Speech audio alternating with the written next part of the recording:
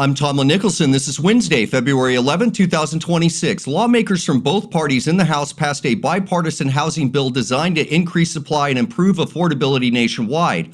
The legislation now moves to the Senate, where amendments are expected amid debates on funding and regulations. Negotiations continue between Democrats and the White House to avoid a Department of Homeland Security shutdown scheduled for this weekend.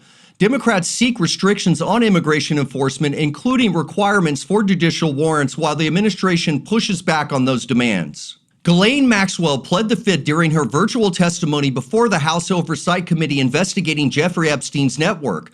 Committee members are reviewing unredacted documents from the Justice Department as the probe into associated individuals progresses.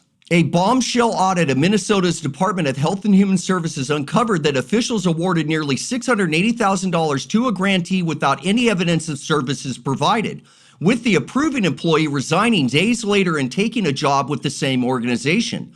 The report also highlights instances of backdated documents and potential mismanagement, including around $1 million in payments lacking proper documentation amid broader investigations into state program fraud. House Democrats are set to vote on a resolution to halt President Trump's tariffs on Canadian goods after a procedural delay ended.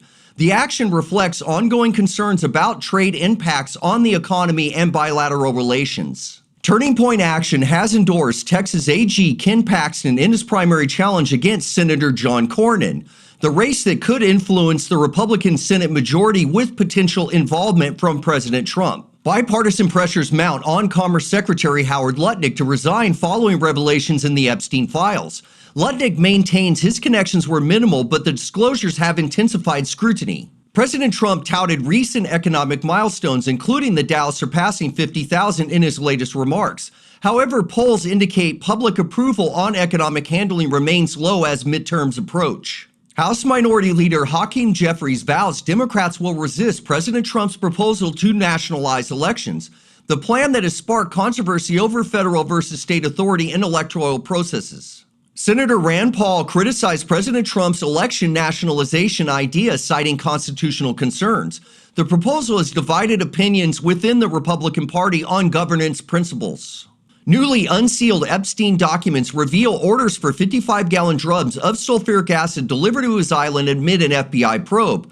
Speculation arises of its use, though some suggest it was used for water purification systems.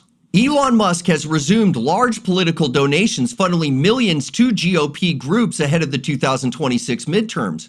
His contributions could play a significant role in competitive congressional races. Representative Jamie Raskin suggested the Justice Department may have protected certain names in unredacted Epstein files.